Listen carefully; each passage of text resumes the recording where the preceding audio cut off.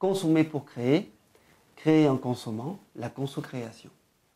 Il y a quelques années, Ludovia avait proposé comme thème de colloque Do It Yourself. Et lors de ce colloque, nous avions présenté une communication qui concernait la conso-création.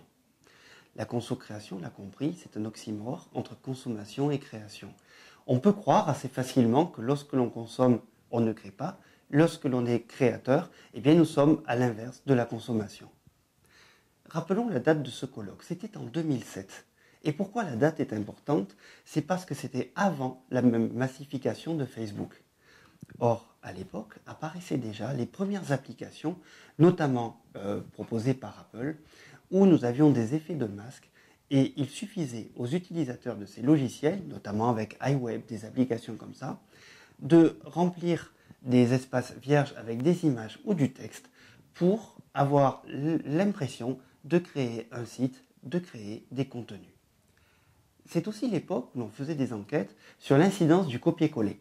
Un copier-coller qui a conduit de très nombreux étudiants en France et certainement ailleurs dans le monde à récolter de l'information et plutôt qu'à créer de l'information lorsqu'ils faisaient leur mémoire, à la réorganiser et à considérer que c'était une forme de création. On voit bien que dans les deux cas, nous sommes ici dans une illusion de compétence. La question aujourd'hui, c'est est-ce que Facebook et tous les outils en ligne ont modifié cette illusion de compétence qui se joue entre l'activité de consommation et de création. Avec l'arrivée de Facebook, notamment, sont apparues nombre d'applications en ligne.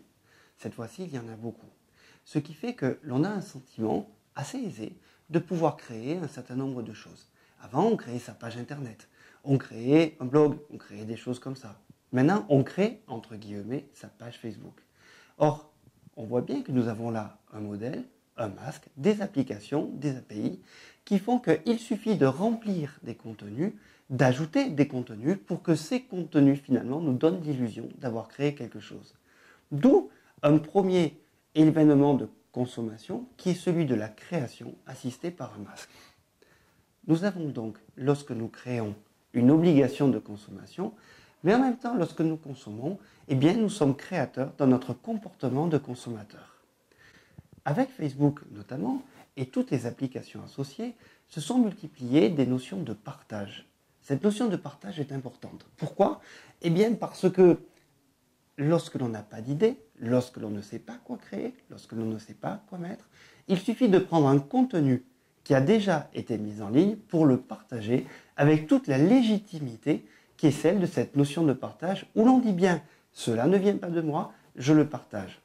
Or, le critère de lisibilité, le critère quelque part de création, devient à ce moment-là le buzz, c'est-à-dire le succès de ce partage. Combien de pages ont été atteintes, combien d'amis ont été ciblés, combien de personnes ont liké ou aimé ce partage ou cette page. Aussi, aujourd'hui, nous nous trouvons enfermés dans un paradoxe. Ce paradoxe, c'est que pour consommer, eh bien, on est obligé d'être créateur, c'est-à-dire que nous allons créer des comportements alors que nous consommons, et d'un autre côté, nous allons, pour créer, être obligés de consommer soit des outils, soit des ressources. La consommation de ressources, c'est notamment celle du partage. D'un autre côté, la consommation d'outils, ce sont tous les objets numériques que nous allons devoir utiliser, comme Photoshop, les applications en ligne, etc., pour devenir des créateurs contemporains. Il y a donc aujourd'hui une injonction entre consommation et création qui consiste à être obligé de consommer pour être un créateur.